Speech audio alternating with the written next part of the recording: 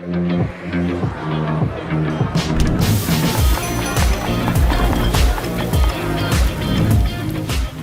everyone. Greetings. Thank you for joining me on another episode of the Titans of Food Service podcast. Today, I welcome the founder of Culinary Tides, Suzy Badaracco.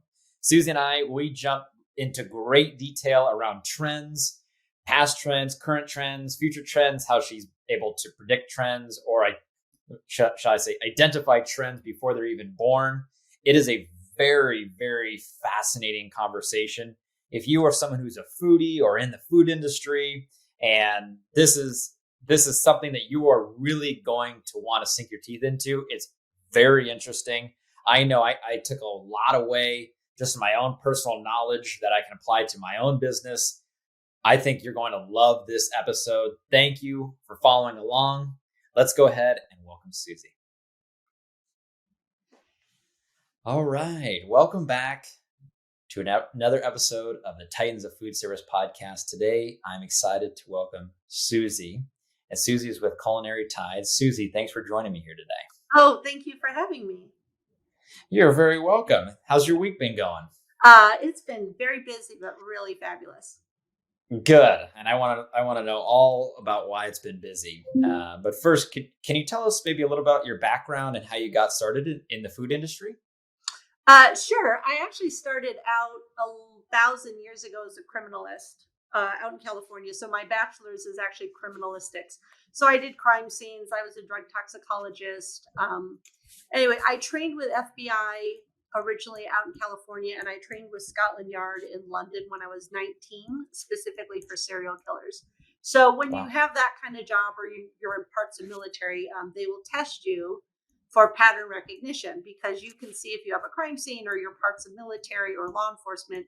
It's handy to know if you happen to have a pattern recognizer on your team. And only 4% of the population are pattern recognizers. So it's not a common gift. And it turns out I'm one of them. That's why I got to go play with serial killers. So fast forward, after I stopped stepping over dead bodies, I naturally went to culinary school. And so my associate is in culinary arts. So I am a certified chef, and working in the industry, research and development, QA, etc. I went back again, and my master's is in human nutrition. So I'm also a registered dietitian. And it wasn't until I was pulled into a think tank, and they knew the original degree. They knew my original criminalistics background. So they said to me, instead of tracking serial killers, track serial bars. And I was like, I totally get what you mean. So it took me about a year. It took me about a year to turn the analytics on their head and look at an industry instead of a human. So as far as we know, we're still the only ones doing this kind of work. Going back to your time as a criminalist, what is a pattern recognizer, and why is only 4% of the population fall into this category? So there's two types, and I'm actually both. Weirdly, that's even more rare. So there's auditory and visual. So you're either recognizing visual patterns, so looking at a person and their movement, whether they're a liar or not a liar. So you can also look at pictures, crime scenes, and you can pick up patterns faster than anybody else. It's just an innate ability. Auditory is you can listen for patterns. So again, you can listen and hear if someone's lying to you, if they're holding something back, what their mood is when they're talking to you. So you can put those together. That's why profilers, they will tend to look for pattern recognizers to be a profiler, but visual pattern recognition works with crime scenes, because we're visually picking out commonalities between different crime scenes, which, for example, serial killers would leave behind. So we pick up on patterns much faster than any other person. So it's just innate ability. So for instance, the way anybody who works for me has to be tested before you even get an interview. And so if most people don't know this, but if you take a standard IQ test, 20% of that test is actually looking for pattern recognition abilities. So you can siphon off those questions and then formulate a pattern recognizing test. Do you know what I mean? So pattern recognizers often, without knowing that they're pattern recognizers, they're the people that will grow up to be engineers, architects, those kind of fields. And if they're in military, they usually end up being drawn into military intelligence. Like whether they know they have that ability or not, that's how their brain is wired. And how do you test for this? An IQ test? So no, we create law enforcement and we ourselves have created our own tests. But how we created the tests are we take IQ tests, siphon off the 20% of the questions that are pattern recognition questions, and that way you come up with just a pattern recognition test. But it's actually questions that you can pull off of IQ standard IQ tests, because about 20% of the questions are looking for that. And so did you say that you have a higher likelihood than maybe somebody who's not a pattern recognizer to tell if someone's visually if they're lying or not? Oh yeah, absolutely. Yeah. You may not know like what the lie is or why they're lying, but you can tell whatever is coming out of their mouth certainly isn't the truth. Did you ever see that TV show in the 2000s? I believe it was the 2000s. Lie to Me. Yes. Did you watch that? I freaking love that show. Yeah. Oh my gosh. Love that show. Love that show. I loved it too. Yeah.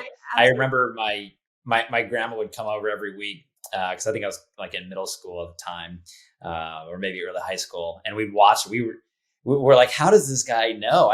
Was that overdrawn, or is that really how it is? Experts they had. That's why I loved it, because it was very accurate.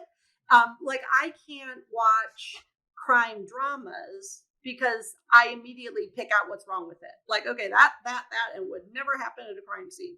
But I do love true crime series like Lieutenant Joe Kenda's series, Homicide Hunter and Forensic Files, because it's an actual case. So that TV show was actually, I enjoyed it because it was very accurate because of the experts they had behind the scenes helping with the scripts.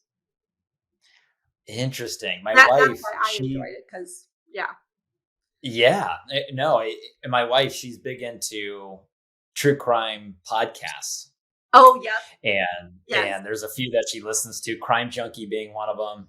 Mm-hmm. And I can't remember the other one. My Favorite Murder is the other one. And she loves those. I mean, I think she's for both of those podcasts. I think she's listened to every single episode. And I like the ones where I know exactly at the end what happened. Who killed who. I don't like the. Yeah, I agree. I can't stand the murder, like unsolved mysteries. I'm like, nope, right. not interested. Nope, gotta have an ending. Gotta know what happened. Exactly. Like I can't stand the cliffhangers. I'm like, nope, that was not satisfying. Well, right. And so in the food industry, we also profile trends. So we can profile corporations, we can profile a trend, just like you profile a robber. You can profile a trend. And so what we always say is it doesn't matter if you know what the trend is. Like it doesn't matter if you know plant protein's a trend. If you don't know where it's going, where it came from, how long it's going to last, and where it's going next, you have really no way to navigate it. So that's what we actually act as a side-along think tank, a private forecasting think tank for each of our clients. So we're on 1 to 4 year contracts with our clients because we keep them at all times. We keep them out 2 years ahead of themselves. So we're not tracking what happened yesterday. We're watching like what's going to happen and why it's going to happen, what's going to change, up to 2 years out. So like a lot of companies do fabulous surveys, let's say, to see what are the hot flavors, what are consumers thinking, right? So they'll do surveys. Well, the thing to think about surveys is consumers, one, you cannot ask them a question if they don't know the trend exists. So one, you can only survey them once a trend is full blown on the ground running and has been around for a little while. Otherwise, they won't know you can't ask them. They won't know what you're talking about. The second thing is consumers can only tell you what they did yesterday. So it's not useful to just look at surveys to figure out where they're going to be in 18 months, which is where we come in. Because that's what the clients need to know, is not what they did yesterday. And you can't ask them in a survey where you're going to be in 18 months. They'll, again, look at you like you have 3 heads. Sure. So our analytics tell that. Our analytics are foresights, not just watching what a trend is doing today. So what inspired you to move from the criminalist world into the food industry?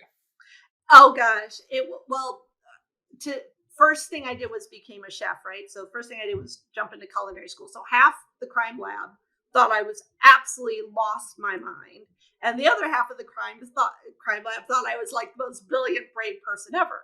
But basically, I was this young little tot quitting criminalistics, and I just thought, well, we don't want to keep changing careers. So what do you really love to do? And then let's figure out how to make money at it. So I thought, I love to cook. I mean, you can tell how young I must have been when I made this decision. So I was Sure. like, oh, we're going to go to culinary school and we will figure it out. And my goal back then was to get my master's before I was 30, which I accomplished. So got these, Congratulations. but I also learned in culinary school. I am absolutely not built to work in the restaurant scene because I am like not that strong, strong willed, strong by. I'm like, nope, this is too much for me. So that's how I discovered the world of corporate chefs, right? So working for Nestle Mm. and working, but as a corporate chef, not actually in like a regular restaurant.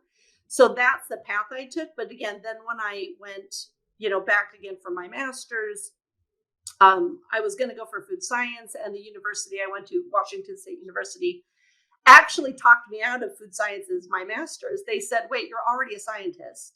Like, you should do something that complements it. I'm like, okay. And so that's how I did dietetics instead. And it was the best decision. So I tell my kids, I tell my staff, I say, surround yourself by people smarter than you, and then do about 85% of the things they tell you to do. Not Mhm. 100%, but 85%. Go ahead. 85 is a good number. Yeah. 15%, I'm like, nope, that's not happening. Right. So, but when they're like, dude, be a dietitian, I'm like, okay, that sounds good to me. And so I did. And again, once when I did go into the USDA, I worked for the USDA for 2 years at some point. Hmm. It turns out I do not belong in government. So when I got out of the USDA and I was coming back, that's when the think tank found me. And then, like I said, I didn't think to be a forecaster for the industry. That didn't even cross my mind. Like, I didn't even know that was Mhm. a job, really. Like, I didn't cross my mind. Sure. But it was the think tank that said, like I said, they said, instead of tracking serial killers, we want you to track serial bars. And then it clicked. That was like, oh, I can absolutely, that's brilliant. That's a great, yeah, I could do that. And so that's why it took me about a year, like I said, to turn the analytics on their head. And then I was in the think tank for 4 years. And the think tank was moving across the country, and I didn't want to move across the country. And so for a few months, I contacted big companies, and this was 1,000 years ago. So this didn't exist, right? This type of job didn't really exist. So I contacted a bunch of companies, told them what I do, and one of the companies just finally said to me, they're like, you're like a giraffe in a petting zoo. You're really cool to look at and talk to, but we have no idea what to do with you. And another company Amazing. said, yeah, that's cool, but we would need a whole division just for you. And I was like, oh my gosh. So I quickly just realized to keep doing the work, I just had to start a company.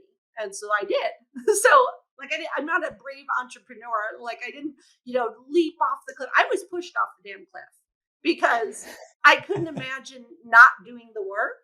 So I gave myself like a year, and I had tiny, tiny children. I had like, a 4-year-old and a 6-year-old. Like I had tiny kids when I'm like, I think I'll start a company. So I gave myself a year to start, and it's 18 years later, I'm still going.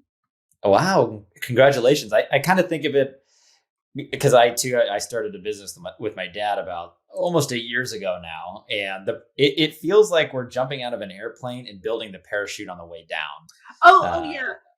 And I absolutely believe ignorance is absolute bliss. Like it's better totally. to be ignorant starting a company in some sense, because looking back, if you realized all the stuff you had to do to build the company and start the company and get clients, there's no way you would do it. Like there's no way Right. I would have started a company had I known how hard it was and all that, it was just in the beginning, that first year, there were honestly times where I thought, okay, I need a haircut.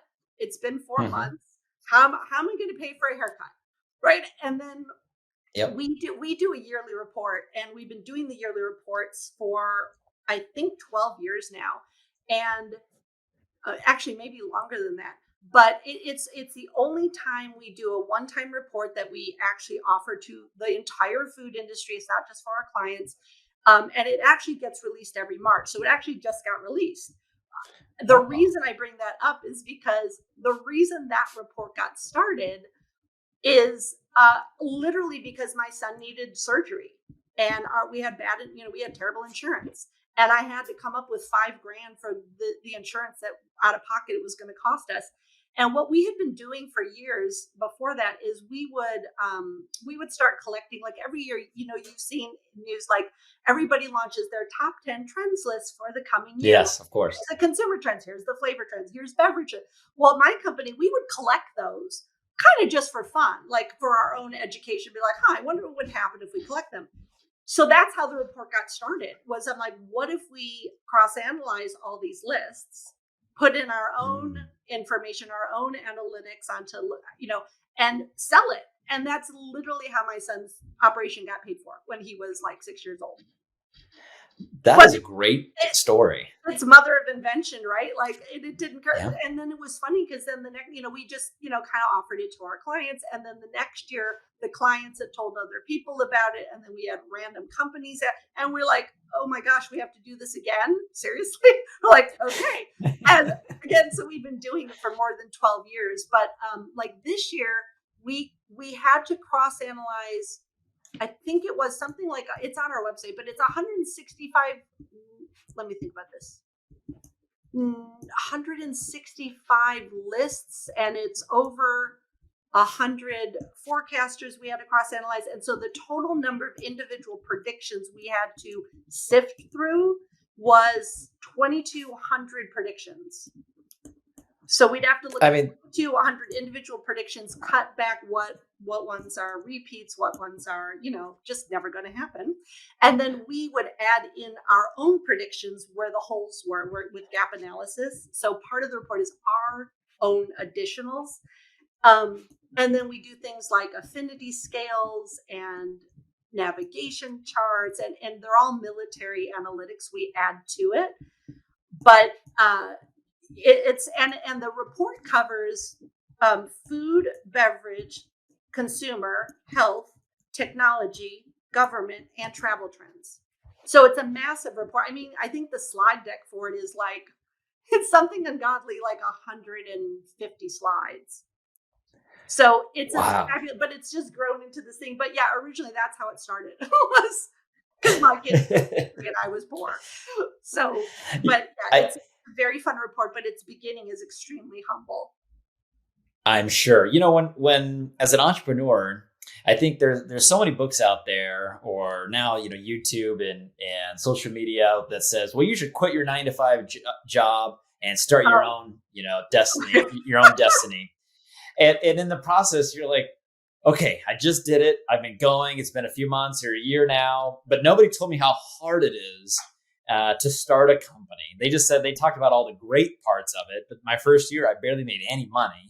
I had to scrape together. I had to leverage everything. I'm sure you can definitely resonate with that. I mean, there were months where it was like, how is the mortgage getting paid this month? It was just like, I did the most bizarre side gigs throughout that first year, but because it took a year to get a first client, because with our work,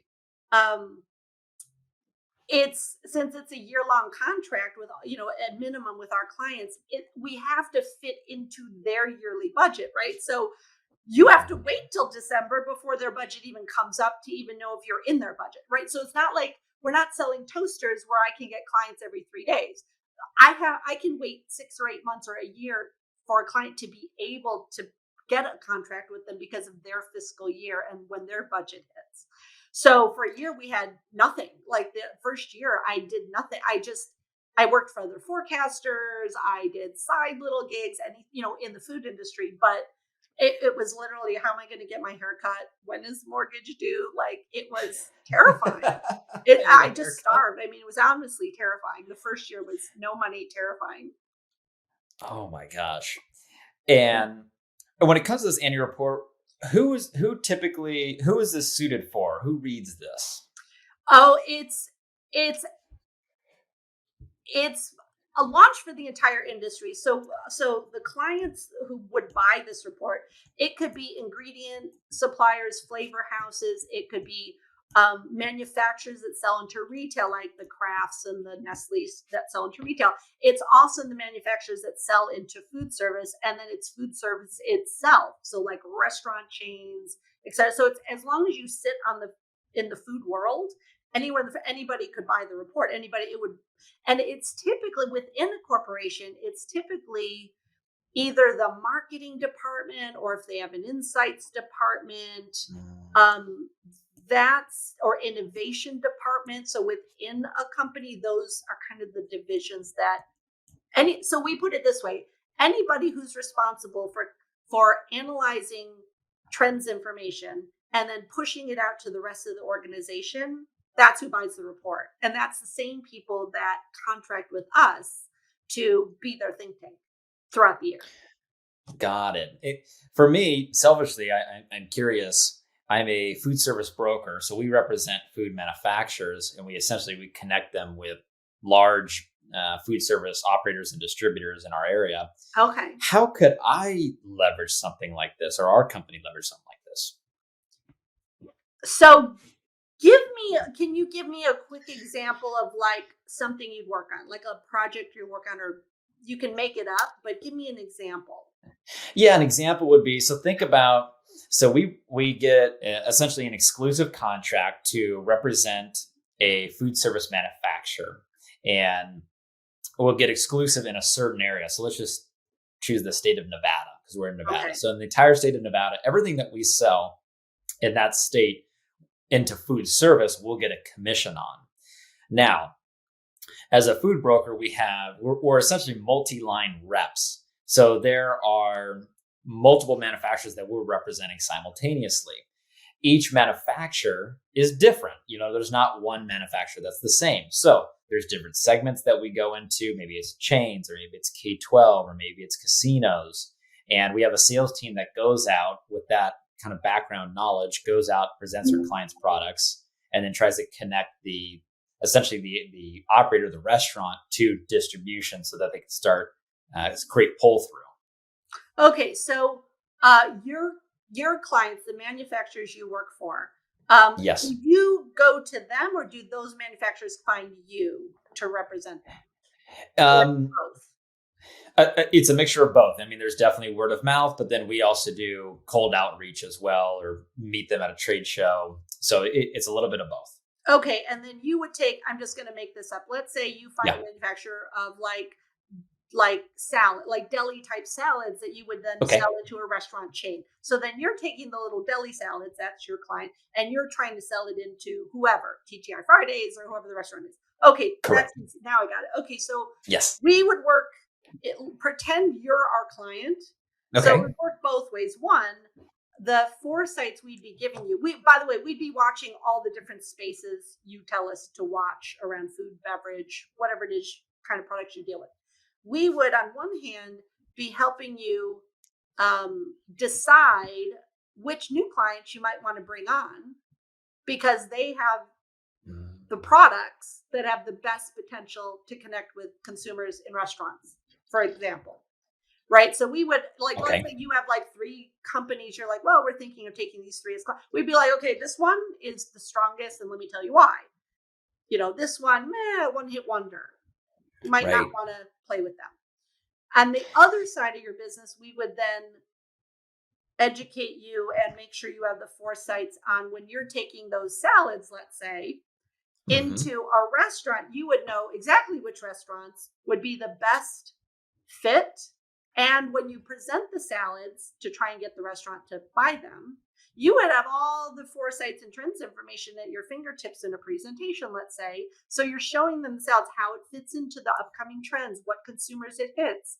And that would sell your product a lot faster into the restaurants. And then on top of that, the restaurants and your client, simultaneously, both of them would see you as a resource for having insights and having foresights on what things are coming up. So I could imagine, because this has happened to our clients, your clients, the manufacturers, might start looking to you for, hey, where are the salads going next? Like we're thinking, do you know what I mean? So you suddenly also kind of become a resource for both ends of your business for foresight, but we're the ones secretly whispering in your ear, and then you get to take all the credit. I love that. I truly, I love that. That's genius. Take all the credit. We're just going to bill you like every month. Yeah, exactly. I had on a previous podcast episode, I had a guy come on, and he owns a marketing agency, and he's kind of a marketing guru. And we were talking about on the marketing side. He goes, for any company, they may have anywhere between 200 and 1,000 customers that could realistically buy their product. It's usually kind of a sweet spot, and within our area. And so you're essentially saying we can maybe help you find those 200 to 1,000 operators, let's say, or customers for a specific food service manufacturer that we represent. Yeah, and so when you are going in, let's say your sales team is going into a restaurant, like to show to show whatever the products are that you're representing.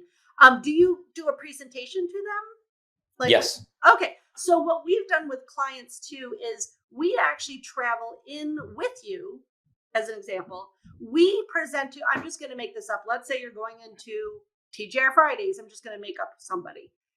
We actually go with you to TGI Fridays, and then we present first. We present to TGIF for all the trends that we know that would affect their clients, their consumers for that restaurant chain, right? So we would give them all the foresights. Here's all the upcoming trends, the global flavors, the beverages. Here's what's going to happen in your bar, et cetera, et cetera. And then you sweep in behind me and say, and here's the products that we offer that fit with all those trends and how to utilize them. So we're this neutral third party that is basically speaking to, because we know what TGIF would want, or any restaurant would, who their people are. But then, so we're working for you. We're not trying to get their business. We're showcasing, because then you sweep in and go, and let's taste some products that would fit with all those trends that are coming up. So we're not about telling you yesterday or today. We have to tell you and them what's happening in 6 months, 8 months, 12, whatever their buying cycle is, right? Because they're going to buy from you. That might not get on the menu for a few months or even 6 months, depending on the restaurant. That's the information they have to have. They can't have plant proteins amazing. That's going to do them no good at all. We have to tell them the evolution and, well, how are you going to use plant protein? Like, where are you going to use it? Who wants plant protein? So we have to give them all of that information, because it's, like I said, it's not enough to know the trend exists. You have to know, where did that thing come from? Where is it going? So we also deal with birth patterns. So all of our clients, we have to tell them who the parent is of the trend, because they have parents, which is weird to think about. And then we also have to tell them the birth pattern. So the birth pattern is and there's like 6 ways a trend can be born, but they're certainly not born in a vacuum. So they're coming from somewhere. And so we have to set our clients up with who's the parents, where did this thing come from? Because then that way we can then project what's the longevity, what could it look like next? Is it going to morph into something else? And also, what are the categories? Because sometimes something could be born in the cocktail scene and move to the dessert scene. And wouldn't that be fabulous if you already know that? You just come out with a dessert now, and you would be cutting edge. That is cutting edge. What about we have manufacturers, on the food service side, a lot of times the distributor is kind of the gatekeeper. They bring in the product into their warehouse, and then the food service manufacturer doesn't necessarily know where that product is going or who it's going to. Mm-hmm. Is that something, I don't know, is that something outside of the scope of what you do, is helping find who's using that product, or no, is that more of a needle in the haystack kind of thing? Do you mean what type of consumer is using the product, or? Yeah, like which restaurants? Could you get like specific as to, John's place on the corner is using this product? No, absolutely not. We could care less. We couldn't care less. Gotcha. No, we don't do that. Mm-hmm. Yeah, that's definitely not the area we play in, but we would tell you the profile of what type of restaurant would be interested in a product. Got Because, for it. example, like some trends and some individual products, in fact, I'll give you a funny example. You can have coleslaw, right, as a product. Right. You can have a very traditional grandma's type coleslaw that's lovely and delicious. It's kind of mayonnaise based, right? That's going to go into a certain type of restaurant. You can have coleslaw that's Thai based and super spicy, vinegar based, poppy seed, whatever it has in it. That's a wildly different client that you're dealing with to sell that coleslaw. So you can profile the products and their personalities just like you can corporately profile corporations. So that's why you can, because restaurants themselves have personalities, right? So Yes. you could have one restaurant that is kind of fabulous, cutting edge, party atmosphere. Gen Z's, lower millennials tend to play at it. It's affordable. It's not quick service. It's higher end, but it's like this fabulous bar atmosphere. Like it has so that menu then mirrors that company. And you can have a very traditional Cracker Barrel, which is lovely and it's family oriented, older generations. And that's that first coleslaw. That's where that coleslaw is going. So you can personality profile a trend, a product, a beverage, a company. And so what we would be doing is we'd be higher sky. We'd be profiling what type of restaurant are you looking at and what's their personality and who are their customers that are walking in that door? Who are they aiming at? That's how that's the extent we would be able to help. Yeah, I can see how that'd be a big benefit. What if let's say we want to represent that same coleslaw company or cold salad company. And Yep. we feel that, I think throughout the state of California and Nevada, there's X number of kosher delis out there that could buy this product and it would be perfect for. Can you help locate or identify who those restaurants or delis would be? Or no? Couldn't care less. Nope, not us. Gotcha. We would tell you who to go look for. Here's right. What you're looking for. Or the flip side around, let's say you find a fabulous restaurant chain that's kind of up and coming and you absolutely want in on it. Like, I'll give you a fun example. I absolutely want to go to this little chain. I don't know them at all, so I'm just saying their name because I have a crush on them, but we don't work for them at all. But I believe I want to say they're called Gray's. It's branded only in a couple states. And basically they went down the path of little charcuterie boards. So their entire menu is little charcuterie boards where salads could fit on the charcuterie board, right? You could have part of the little salad on the charcuterie board. So let's say you form a crush on somebody and you're like, I want a contract with them because they're fabulous and they're going to grow. Yes. We would then, and let's say we're working together, we would then tell you, well, here's what you need to show them to get your foot in that door. Here's the types of products. Here's what you could show them that they don't yet know about or that we know would spark their interest. So we could work that way as well. That makes sense. And that's actually very intriguing. Not just for my business, but I mean, you've built a business out of this. So there's a lot of people that I think probably view this as definitely a need. And it's fun because, our company too, we get crushes on companies too. We're like, okay, how can we be on their foresights team? How can we stop them? I was talking to someone the other day, and actually it was funny because we got selected as because we speak all over the country at food beverage conferences all over the country. So a very, very prominent publisher who is fabulous. He knows us, and so he got us on the phone. And he was explaining to this client who's going to do this conference, and he's like, yeah, so we've been seeing a lot of emails from these guys lately because their yearly report is, coming out. So we email everybody we know.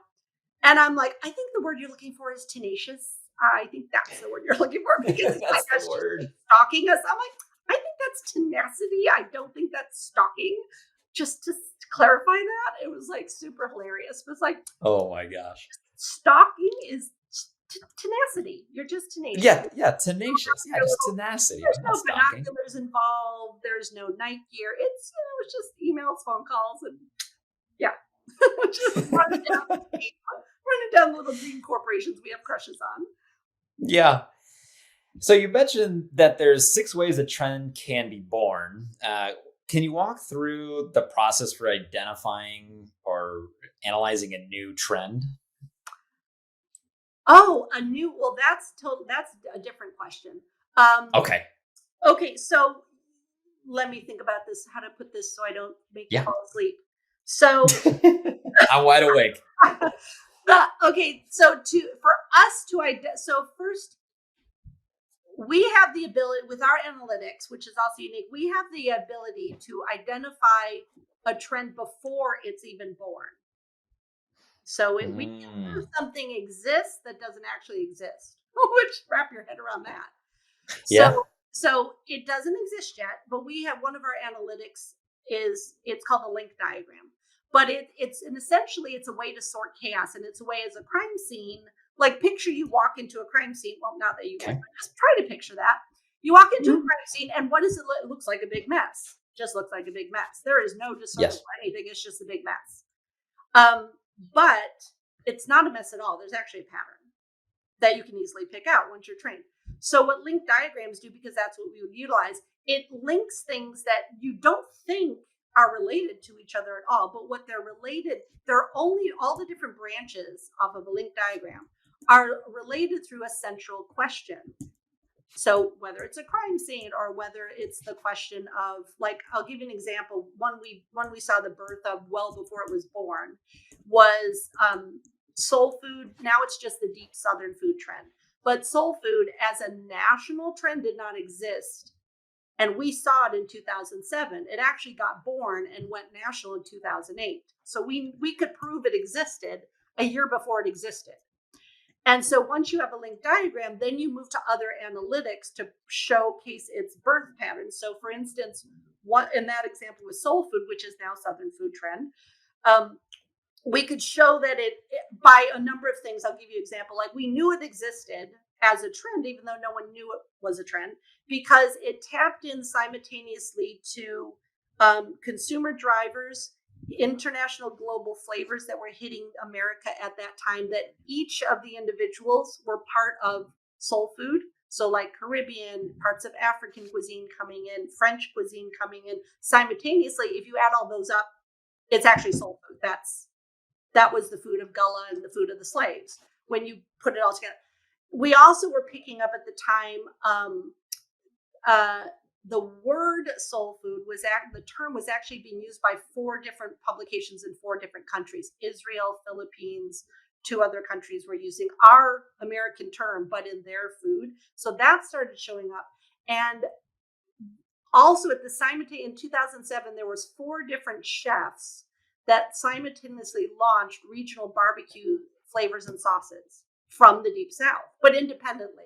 So then there was the health trends at the time were also the backbone of soul food. So dark greens, grains, beans, other items were trends, but if you add them up, it's soul food. Like, those are every single item that was showing up was actually in soul food. So when you link all of these different things together, you can show very easily. It's like, oh my God. So we call it a shadow because it's something that's not born. It's not adopted yet. And it's sitting in the shadow. So we call it a shadow. And it's sitting, and what it needs is it needs a champion or someone or something pulling it forward. Well, what burst it, because some people think flavor trends start in high-end restaurants and trickle down. That never is real. It's rarely how that ever happens. This actually got born out of QSR. So back in '08, because we have timeline diagram is the next diagram. So a timeline diagram showed us who was launching what in real time across like a 6-month period, independent of each other. So for instance, in that timeline, McDonald's in 2008 launched their Southern chicken sandwich. And then the New Orleans Southern Soul Food Museum opened up a few months later. And then Dickey's Barbecue went national with a huge expansion. And then, oh my gosh, Popeyes reinvented itself as, you know, Louisiana's Kitchen, and then you keep rolling forward. And then White Castle came out with a Southern sandwich, and then TGI Fridays came out with a Southern dish. And then by the end of 2008, Bon Appetit named New Southern as the it cuisine for the year. So we could show all of this before it actually got born. So by 2008, then it was a trend, but we could track it and show it was trend a year before without anybody knowing it was a trend. Fascinating. All right, Suzy, I know there's a lot of people out there probably thinking or wanting to ask the question, okay, you guessed this in 2007, soul food. Yeah. What is it for 2023? Oh, no. Oh, no. That's too broad. That's honestly too broad of a question. It's too broad. Okay. It's too broad, but let me think about it. I mean, like I said, our report deals with 2,200 different trends. Like different. Yeah, that's a good point. I can see how that's very broad, definitely. But I'll back into it this way. So what we also teach our clients is like, how can you spot something that doesn't exist, or how can you come out with something that doesn't yet exist, but makes total sense in consumers' minds? Like subconsciously, the consumer will instantly get it, even though it's something new on the market. And the way you do that is you have to look at the parents. So I'll give you some quick examples. So travel is a great parent. It's called a courier parent, and a courier is the way something's born. And a courier birth occurs when something is outside the food industry is born, like in the travel industry, and then filters into the food industry. So for instance, what you would do with travel, if you want to look at that as an inspiration for a menu, let's say, what you want to look at is travel research on what are the hottest places that consumers are going to for this year or next year, 2020. So I'll give you some examples. Travel for 2023 going into 2024, we are definitely back to international travel, but I would be looking at regional Mexico. I would be looking at the Caribbean, because we're potentially going into recession. So people are traveling, but they're not traveling super far. Like they're not going to Antarctica. They're not, do you know what I mean? They're going kind of a little bit closer in. They're also, unfortunately or fortunately, they're camping more. So I would be looking at camp foods as a pattern, like s'mores, believe it or not, are going to come back again because people are camping. But that's, and also back to Korea. So Korea is picking up on travel. That's why boba tea is here again, even though we already know that as a product. So you actually look at travel destinations, where are they going the most and why? And that's where you look at, those are the global cuisines. And so also you can look at crisis. So why are pierogies showing up on menus and in magazines? Because the Russia-Ukraine conflict. That's the parent. It's a global conflict. That's the parent. You can also look at, so if you do look at like other restaurants for inspiration, you don't look at high-end restaurants. What you look for is which chefs or restaurants are doing something interesting enough that they're capturing media attention nationally. Because then that captures consumer attention nationally on whatever that restaurant, and it could be a diner. It could be quick services doing something fabulous. It could be, some pub chain is doing something fabulous. That's where you look at. You don't look at high end and figure out what's going on. You look at who's getting media attention. That's what consumers are watching, and that's what they'll understand when you launch something similar. Does that make sense? So there's all different parents that you look at. We also say look at celebrations. So for instance, we always say, if you really want your country's food to be featured in another country for about a year, host an international sporting event. So look for, where are the soccer championships this year? And I believe it's Morocco. Expect Moroccan and Northern African cuisine to come in. So you look at where those big, like if it was an Olympics year, that cuisine is going to filter into the US, wherever that Olympics is happening. Do you know what I mean? So if it's South America, expect Peruvian food to hit for about a year. So you look for where the parents are that could cause the births. And then that's how you get out ahead of consumers. You can't ask consumers these questions. You have to get out ahead of them.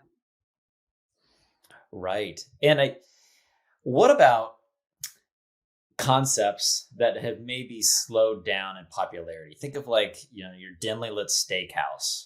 Me as a part of the millennial generation, or I can't speak for the Gen Zers, but we may not be ones necessarily going into a dimly lit steakhouse. Yeah. But are there concepts like that, ones that were popular at one point, that could I'm sure they could, but are going to make a renaissance, have the renaissance moment where they come back anytime soon? Oh, interesting. So I'm so glad I'm not on camera right now. I have a cat standing on my shoulder right now, sniffing. No way. Like, I'm being talked to, mister. Um, yes, and I'm going to tell you the opposite of that question too. Which ones are going to go Okay. on vogue super, super quick? So, Oh, I do want to know that too. which is like, and yeah, it's super, super, and it's so funny because I'll come back around to that second one. But first, your first question was which one's going to have a renaissance? So Yes. that's easy. So and there's many, many reasons why. So here's the other thing: a trend does not happen by chance, and a trend does not happen because one thing occurred. A trend happens because 50 things occurred. That's how it. So they're far more complex than people think they are. So what we look at also is behavioral research. So to answer your question, we would be looking at behavioral research, not survey work, which is wildly different research. So what's occurring right now is we're technically still in a pandemic, but we're 2 years past the original, lockdown, right? So we're potentially going into recession, which normally what would happen is people would stop eating out because they're saving money, they're going to eat at home more, they're buying groceries, and they're holding onto their money. That is not actually occurring because COVID was so psychologically damaging and scarring, especially to the younger generations, that we're just refusing to stay at home. But we're also not going out to the dimly lit steakhouses, right?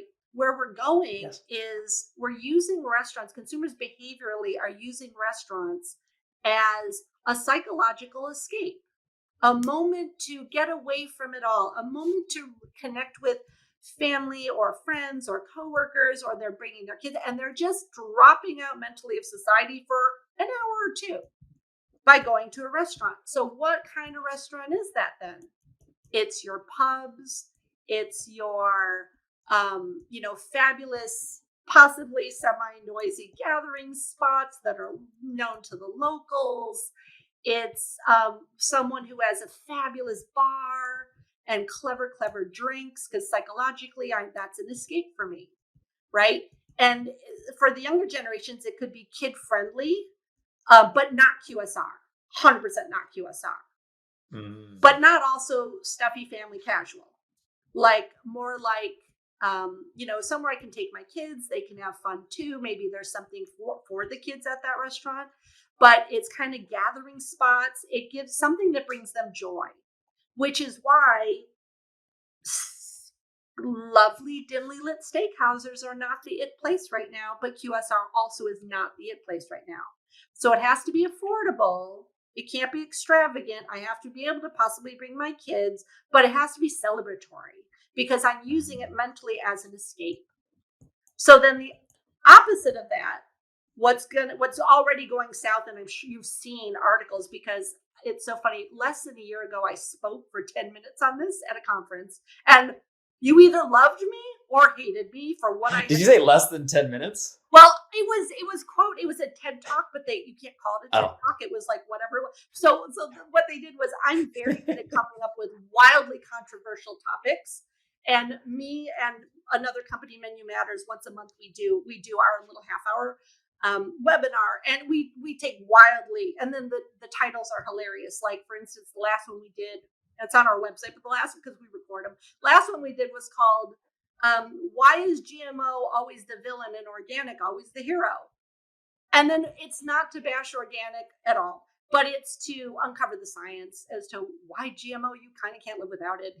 So we take these wildly, so for the conference, they're like, okay, come up with some wild, and we came up with hilarious. The one they picked is why ghost kitchens are going to die. And so I'm like, that's easy. I can tell you exactly why it's going to die. And now they're dying. Right? So now ghost kitchens, there's all these other I'm like, yep, said that. Like, what was that, 6 months ago, 8 months ago? But the reason is because they don't have a purpose anymore for consumers. There are no drivers for consumers for ghost kitchens. Ghost kitchens were a fabulous idea at the height of the pandemic. But now consumers want to go out. They want to see who is making my food. They want to meet with friends. They certainly don't want nonsense delivered to their house or pick up from a door that's barely marked as a restaurant. They have no interest. There are no drivers. So that's why ghost kitchens are going south, and that's why ghost kitchens are dying, because there's no consumer driver for it. It satisfies nothing. It doesn't save them money. It doesn't let them, meet with friends and family. I can't see who's cooking it, so it's a mystery. And now they're coming under fire for food safety issues on top of it. So that's why they're like, great, restaurants are open, back to restaurants. They don't want delivery. Delivery numbers are going down. So there's, again, 50 reasons why ghost kitchens were great for COVID.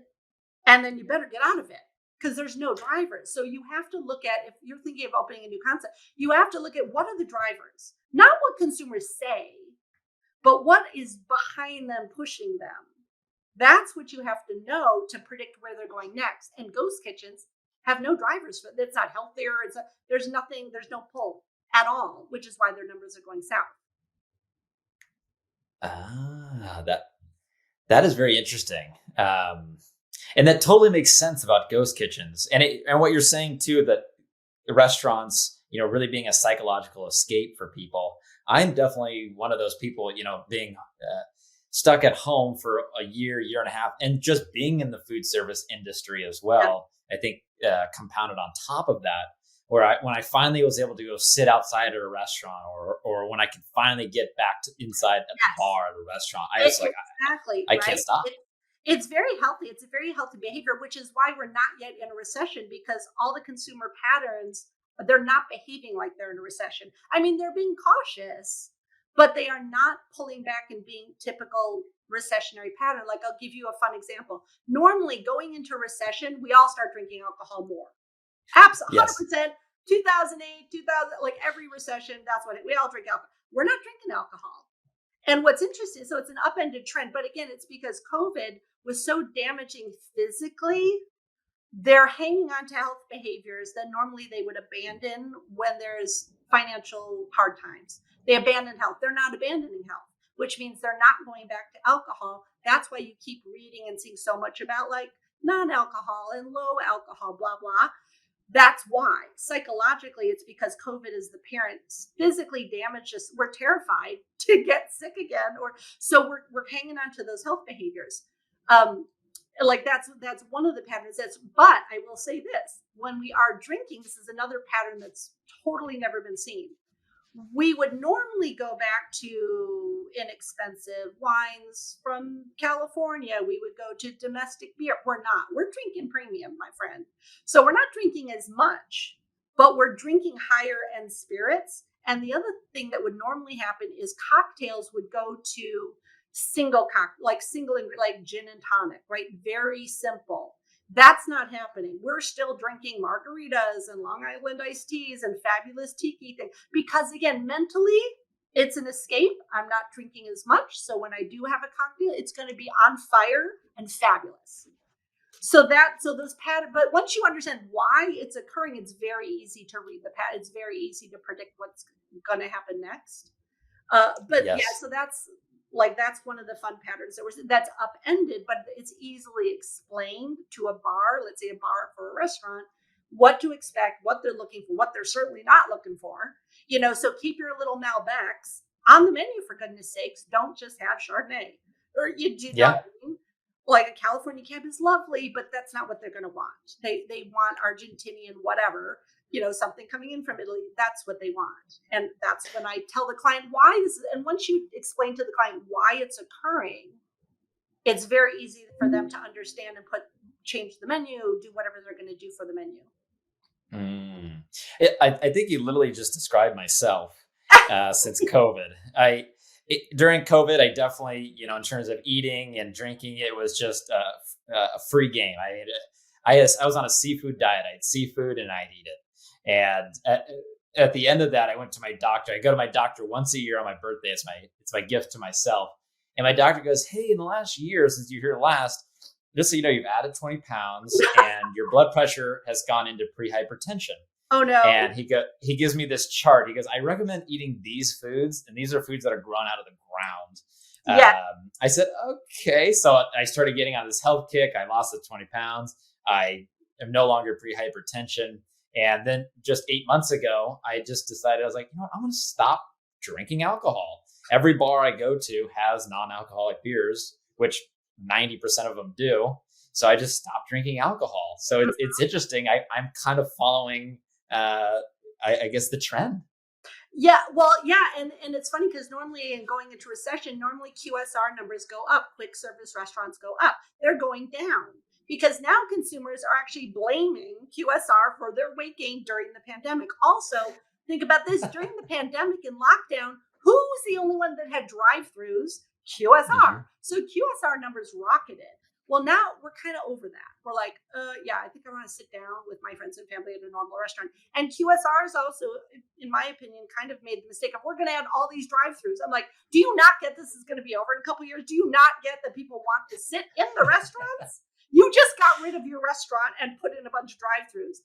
That's not what consumers want. So they did not predict coming out of the pandemic how the behaviors are going to revert back. Now we're starved to go out to restaurants. So also with restaurants, what they're doing, what consumers behaviorally are doing, which is very predictable and very fascinating, is they're, like I said, they're cautious with money, right? It's not like there's been inflation, they're hurting, right? But they still want to go out to restaurants. So like I said, they're going to that kind of more fun, mid-range pub, grills, those types of restaurants, right?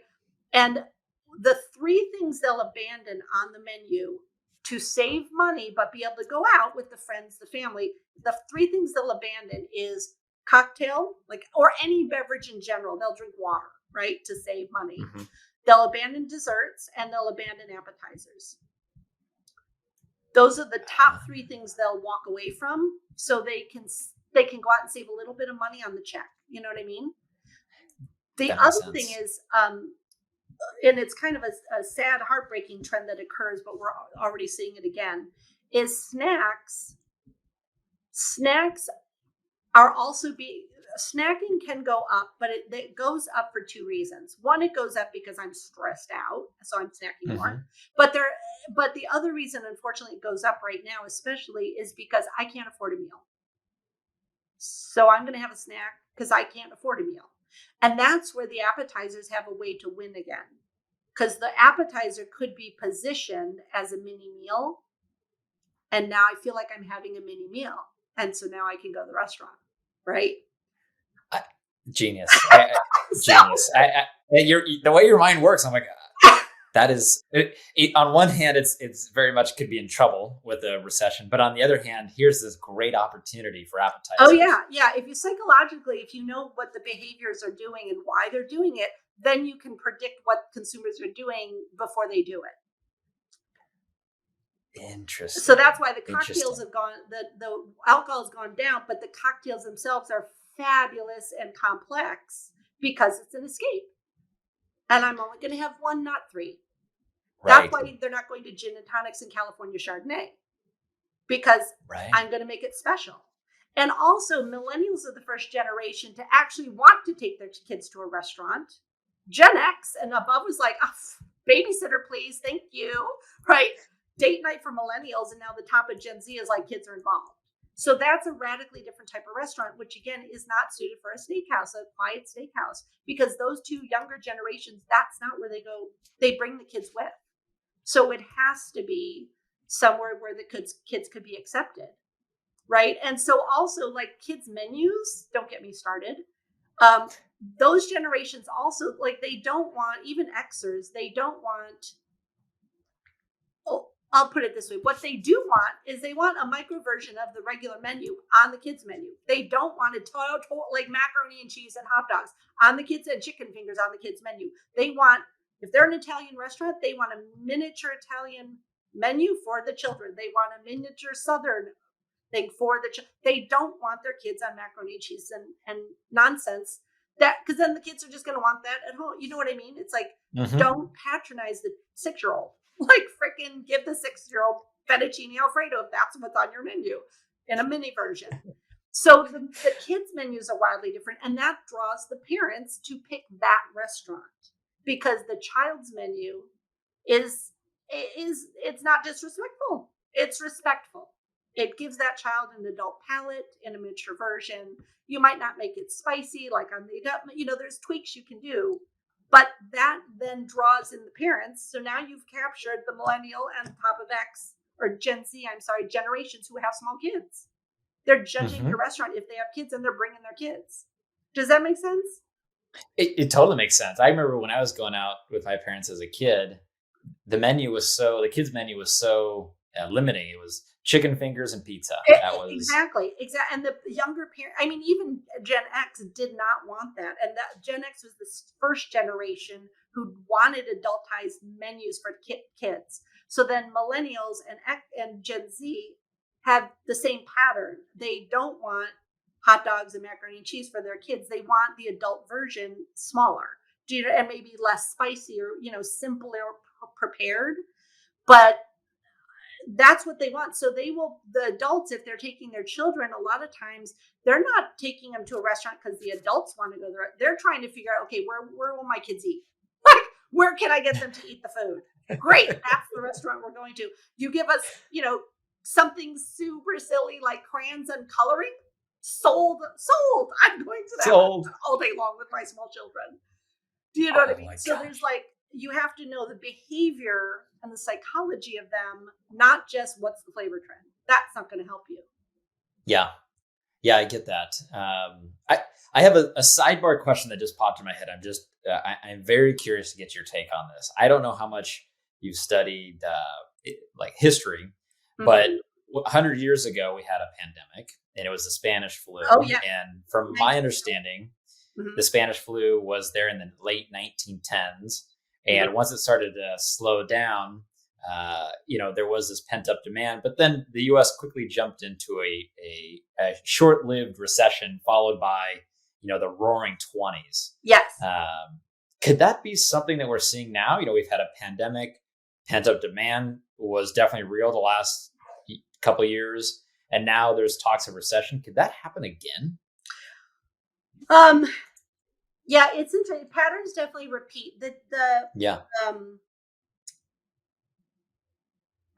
difference between now and that pandemic, like the 1916, 17, and what's funny is trivia, you probably know this, but do you know it was called the Spanish flu, but do you know where it actually started? No, I don't. It started in an American boot camp. I think it was Texas. Oh, wow. So it started, the reason it's called the Spanish flu is because Spain, because we were in World War I, right? That's right. That's how it became a pandemic, because then the soldiers went over and it just spread everywhere. Spain was the first country to say it out loud. Spain was the first, I think we have a problem. But it actually started in America. But Spain was the only country that said, dude, I think everybody in the world is sick. Maybe we should take a beat here. Right. That's why it's called the Spanish flu, but it actually started in America in our barracks. And then we spread it all over the world because we wouldn't say anything about, which is, I find very entertaining. But anyways, the difference is, though, is we were in a war, and the war helped pull us out of the recession because women went to work for the war effort, men went to work for the war effort. The war that's occurring now, we are far more distanced from with the Russia-Ukraine situation. So we don't have this economic stimulus, fortunately, of a war to pull us out of the recession. The reason we're not in a recession yet, it was supposed to be last summer, then, well, maybe in the fall. Now it's the spring. Okay, spring's past. Well, maybe in the summer we'll be in a recession. Two things you need for the recession, among other things, but you need the economy to stop. And that's not stop. Consumers are still spending. They're still going out. And again, it's psychologically, it's the damage that COVID caused us being locked down. COVID caused us to adjust to a whole new higher set point of fear in our lives. So now we came out of pandemic, people died, hundreds of thousands of people died, right? And now we're inflation, and we're we got this. It'll be fine. Look, before inflation would be oh my gosh, doom and gloom, we're going into recession, and we would go into recession.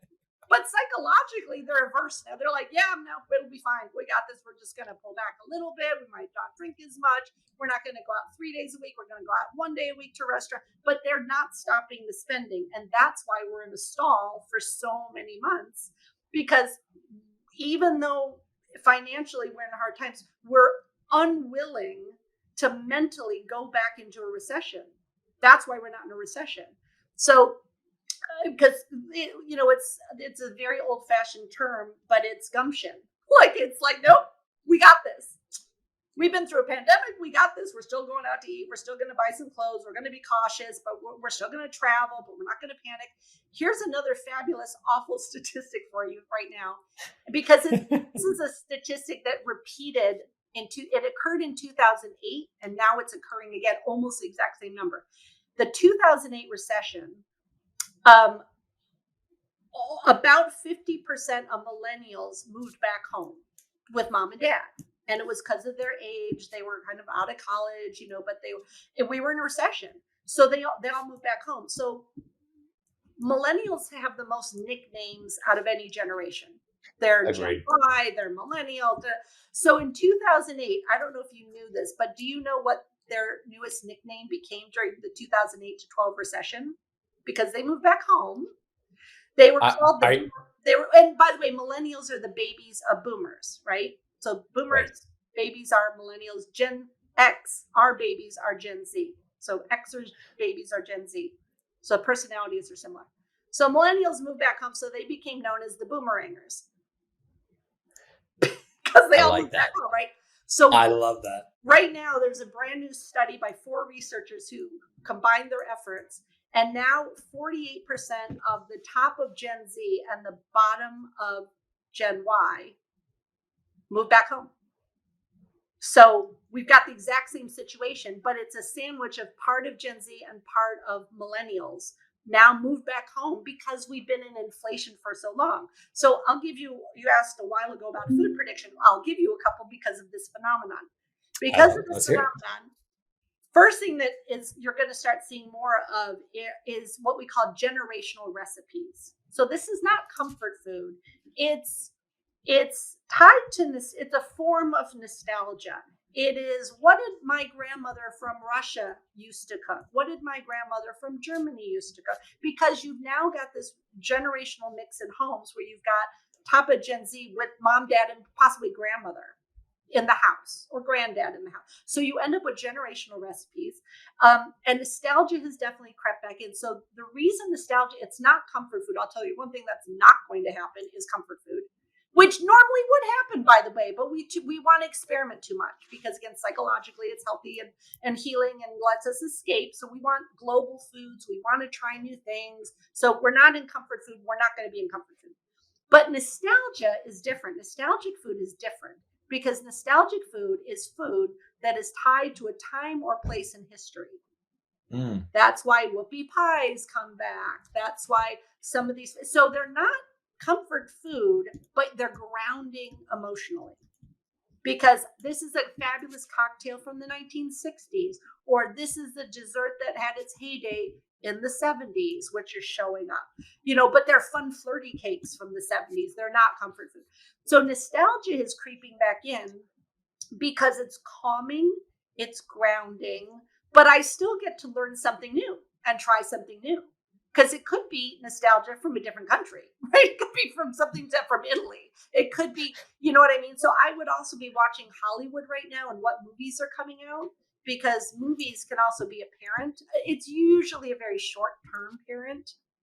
It's a week, we call it a week parent, but Hollywood can actually, movies coming out or a television show, coming out could kind of boost a certain cuisine or a flavor trend or whatever. So the other thing showing up that's a good example is kind of not complex French cooking, but kind of everyday peasant. So casquets and very peasant type food coming out of France, which is historical. You can be looking at Julia Childs and, those type of authors from the 50s, 60s, 70s. Those type of foods have a very good shot at coming back in and already showing up in magazines, etc. But that's why it's global. It's a little bit complex. It's tied to a time and space in the world or time in history. And I might not be able to make croissants at home, but I certainly know a restaurant I could go to get them or a bakery to get them. You know what I mean? So it's not simple comfort food. But that you build a picture like that to explain why something's coming forward. But that's a couple little items that they're definitely coming forward. Suzy, I I have learned so much today. I didn't know what to expect, and I have just been blown away. I have really enjoyed our conversation. Oh, yay, how fabulous. I have pages of notes here, and a lot of it's applicable to my business. So I'm excited to get back and just start talking to people and go, look what I have all this information, all this knowledge now, and here it is. It is the way you think is. I just don't. Candidly, I don't think like this, and I've never thought of things like it in this way. And so this has been really great. So I just have to say thank you. Oh my gosh, well, good. And we'll also look for, if you're looking at desserts, look for regional comfort. So like tie the dessert to a country or a region in the US. So that's why you're going to be seeing like Boston cream pie. You're going to be seeing key lime pies, Southern stacked pies. But also ones, internationally coming in from different parts of Europe. But again, look at the Ukraine. What desserts are coming from the Ukraine? Look at North Africa. So that's how you start, but you tie it to a region. So if you're going global, what we say is do global comfort, no matter whether it's a drink, a dessert, a main dish, whatever it is, because it's still sexy enough for us. It's like, oh, that's Moroccan, whatever. But in Morocco, they're like, are you kidding me? We eat this like every day. It's boring. But to America, we're like, oh, what's that? That's interesting. Yeah. You know what I mean? So kind of look for what are the national dishes of different countries. That's what would resonate right now with consumers. It's calming. It's grounding. I know where this thing is from, but it's global. It's new. It's like, I've not had that. But it usually also doesn't contain ingredients that are crazy. That's why it's also very approachable. That makes sense. So we kind of think in patterns instead of specific foods. Once you know the pattern, you can back into the specific food, beverage, dessert, whatever it is you're wanting. But that's how we can easily adapt to different clients' corporate personalities, because some are insane, some are very conservative. So we can easily adapt. We just have to know who their personality is, and then we back into it with what the patterns are showing up as. Yep, that makes sense.